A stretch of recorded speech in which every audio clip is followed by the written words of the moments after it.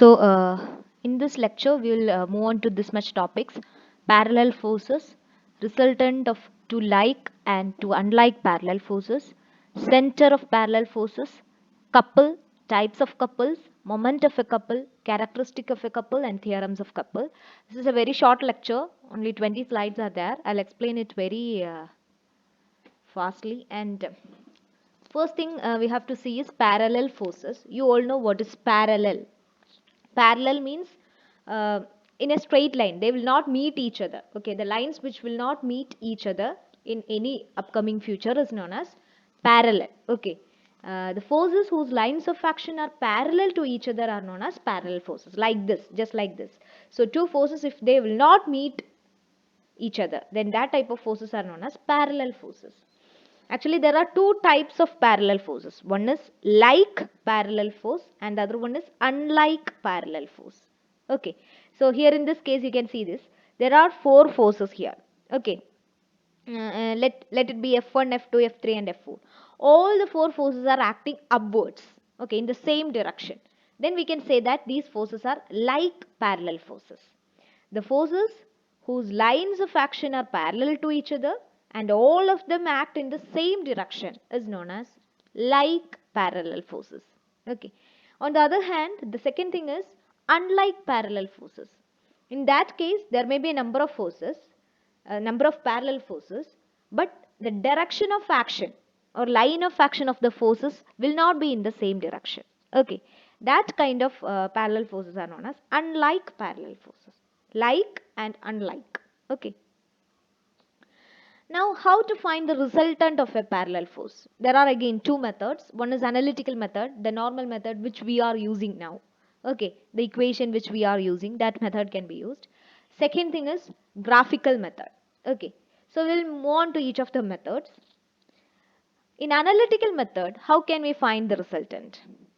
In analytical method, what we are doing is, for finding the resultant, what we are doing is, we will take the sum of clockwise moment and the sum of anti-clockwise moment will be taken.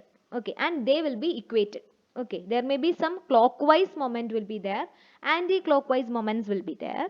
Both we will take and we will equate each other. Okay, they both will be equated and we will finally find the resultant of this forces. So we will explain it in a much better manner in problems. So let it be. Second thing is graphical method. Okay, graphical method, you all know how to solve how to find the resultant by means of a graphical method. You all know there are only three steps. First one is to draw the space diagram. Second thing is to give Bose notation. And the third one is to draw the vector diagram. And for normal forces or not parallel, non-parallel forces, we have already studied the method, graphical method, how to draw it. Okay, we have already studied. But in this case, there is a slight difference to draw the vector diagram. So what is that difference? We will see. Okay, how to draw the vector diagram. So I'll just explain that to you. Consider a number of parallel forces, say three like parallel forces, P1, P2 and P3, whose resultant is required to be found out as shown in the figure. Okay, so there are three forces here, P1, P2 and P3.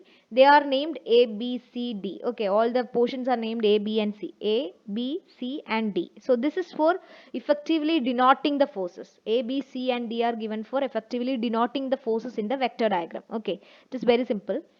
So there are three forces here. All are like forces. All are acting downwards. Okay. So they are like parallel forces. And our aim is to find the resultant of these three forces. We have to find the resultant of these three forces by using graphical method. How could we do that? Okay. That is the thing which we are going to explain.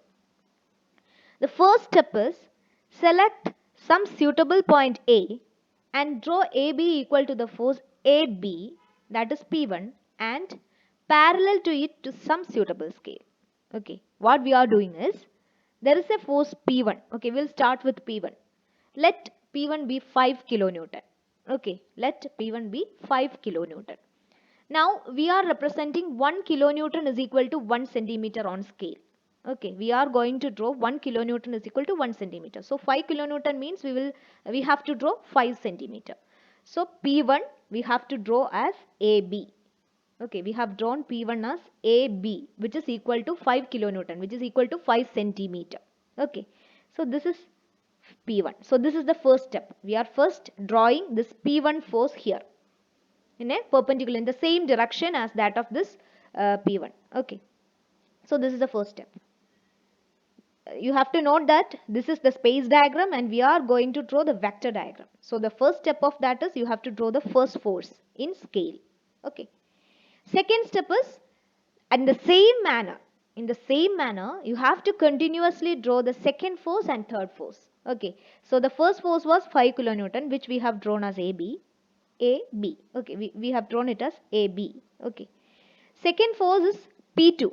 Let it be some 10 kilonewton. So we have to draw it as 10 kilonewton. So 10 centimeter we have taken and drawn BC. Okay, so this is force P2, BC. In the same line itself we have to draw it. Third force is, let it be from some 6 kilonewton. So we have to draw it as CD. So like that, continuously we have drawn all the forces here. Because all of them are in the same direction. So we have to draw it like this. AB, BC and CD. Okay, on scale we have drawn. So this is the second step. Now the third step is, take some convenient point O and join OA, OB, OC and OD. Any point you can take. Okay, let it be O. Okay, any point you can take at any position here, anywhere you can take an O. I have taken O here. Okay, now what I am doing is, I have to, or you have to join all the other forces, all the point forces with this O. Okay, A have to be joined with O, B have to be joined with O, C have to be joined with O and D have to be joined with O. So this is the third step. Taking any point O and joining all the forces to it. Now the fourth step is, now what we are doing is, we have to draw, we have to take, select some point P on the line of action of the force AB of the space diagram, and through it draw a line LP parallel to AO. Okay, what we are doing is, in the first force, in the space diagram, in the first force, this is not on scale. Okay, the space diagram is not on scale. So P1 is the first force. In the P1 we are taking a point P. Any point you can take. Any point on this line we can take. So I am taking P here. Okay, a point is taken. Now what we are doing is, we are transferring this angle, this line to here. Okay, the same angle, same direction, we are drawing this line here. Okay, and we are naming it as LP. Okay, we are naming it as LP. The first force AO is transferred here and we are naming it as LP. Okay, now the second thing is BO. Second line is BO. The same thing we have transferred here and we have drawn it as PQ. Like that, the next for the next step what we are doing is, we are taking this line and transferring it to here. And we have to name it as QR.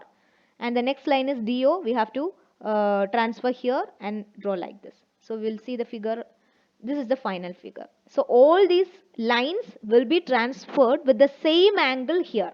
Okay, we are just arbitrarily taking this P. P is not an exact point. We can just take any point on this line of action of P1 and we are pointing P, drawing AO, the same line as AO here, LP, BO equal to PQ, CO. It is not equal in magnitude, it is just equal in direction. Okay, not equal in magnitude of this line, it is just equal to the direction.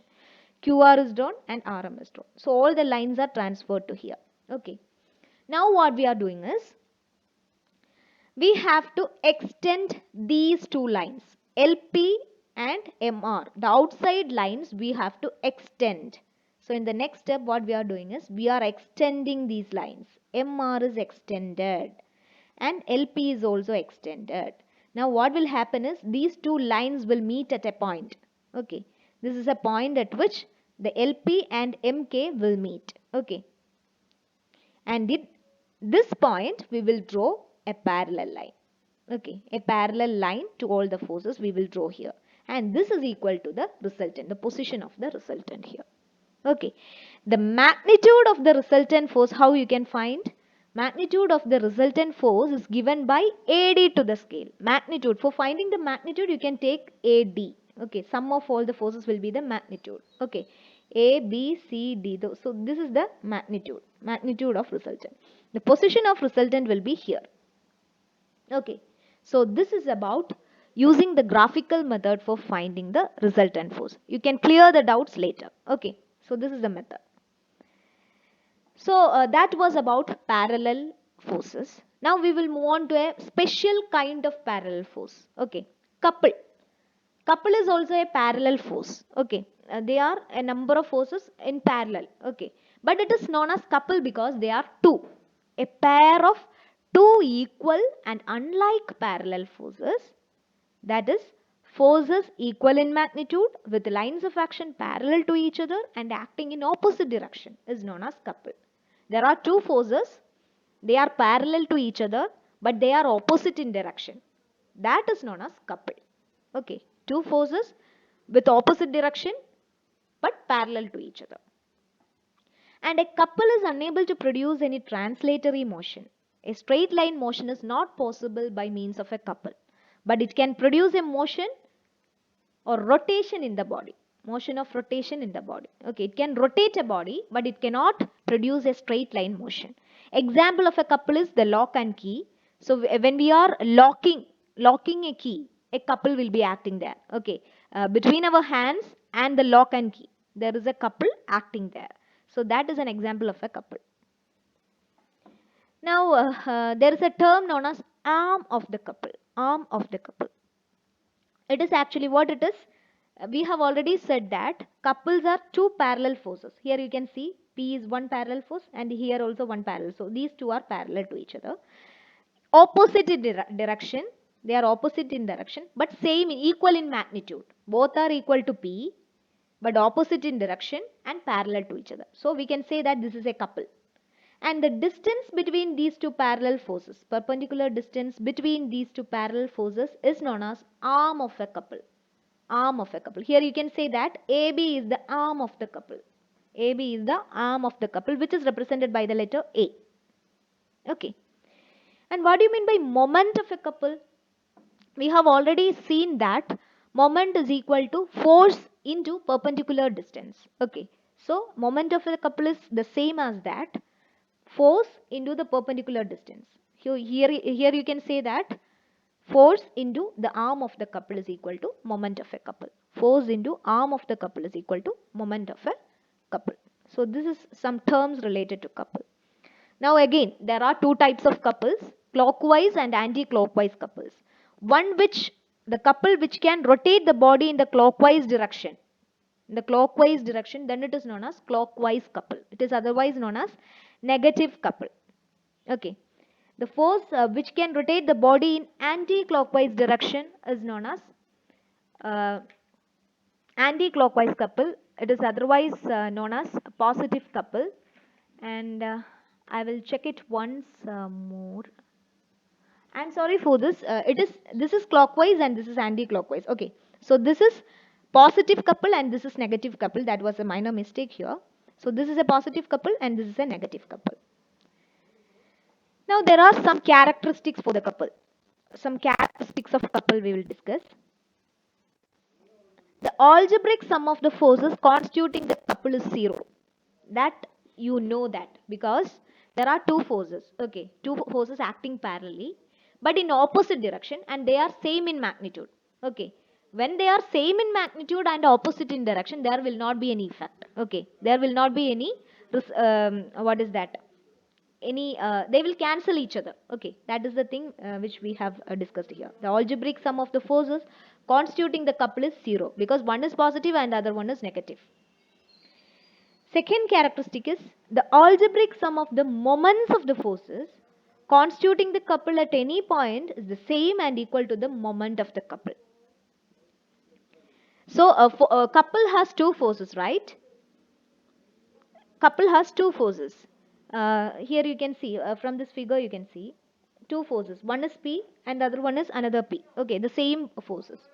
So the algebraic sum of these two forces will be equal to the force of the couple. That is the thing. I mean moment of the couple. So here moment of this force is P into A, right? Moment of this force is also P into A. And the moment of this couple is also P into A. That is the thing. Okay, the moment of the forces in this couple will be equal to the moment of the couple itself. That is the second characteristic of a couple.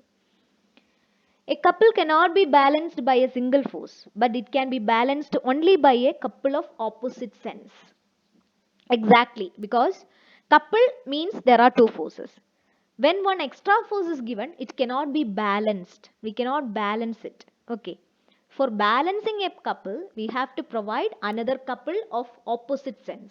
Okay, that is the right thing. Another thing is, any number of coplanar couples can be reduced to a single couple whose magnitude will be equal to the algebraic sum of the moments of all the couple. So any number of couples can be minimized or what is that, decreased to a single couple. Okay, if there are a number of couples acting on a plane, then we can say that there is a one couple which has the same effect that as that of all the other couples. Okay, same as that of our Varignon's theorem and all. The same thing regarding couple, it is the characteristic of the couple. So these are the four characteristics of a couple. These some of these characteristics are transferred as theorem also.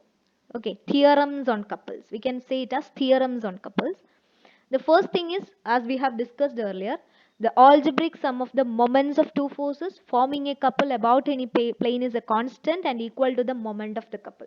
Okay, this thing which we have discussed as the second characteristic of a couple. Second thing is, two couples equal in magnitude but opposite in direction acting on a rigid body balance each other. If there are two couples equal in magnitude and opposite in direction, one is clockwise and the other one is anti-clockwise, then they will balance each other. That is the thing. Okay. Third one is, the couple on a rigid body remained unchanged if it is transferred to any plane of its own. If it is a rigid body means all the particles are very tightly held. Okay, that type of body is known as rigid body. If the couple on a rigid body transferred to any other plane, it will be equal. The effect of that couple will be equal because it is a rigid body. Okay, that is another theorem. Fourth theorem is, any number of couples in the same plane acting on a rigid body are equivalent to a single couple whose moment is equal to the algebraic sum of the moments of the couple. So just same as that of Varignon's, similar as that of Varignon's theorem.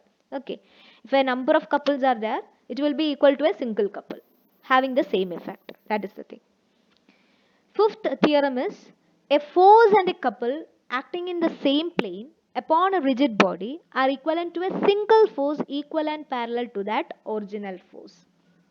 If there is a couple and a force acting on a body, and we can say that it can be converted to a single force. It is equivalent to a single force. It is not equal to a couple then. Okay, if a couple and a force is acting on a plane, then it will not be equal to a couple now because an extra force is there. So we can say that it will be equivalent to a single force equal and parallel to the original force. Okay, because couple will cancel, the effect of the couple will cancel each other because there is two forces having same magnitude and opposite in direction. So the effect will be for the force only. So it will be equal to the magnitude of this force. The moment of the couple of three forces acting on a rigid body represented in magnitude, direction and the line of action by the sides of a triangle is equal to the twice the area of the triangle. Okay, this is very simple. This is your mathematical theorem. When there are three couples and the moment of these couples are, if you are representing it as the sides of a triangle, then the moment of that particular triangle, that all the effect of that all the three couples will be equal to twice the area of the triangle. So that is a simple mathematical theorem which you have studied in +2 classes. So these are the 6 theorems on couples. Theorems on couples you have to read once or twice and you can understand it very easily. So this is about today's class. Thank you.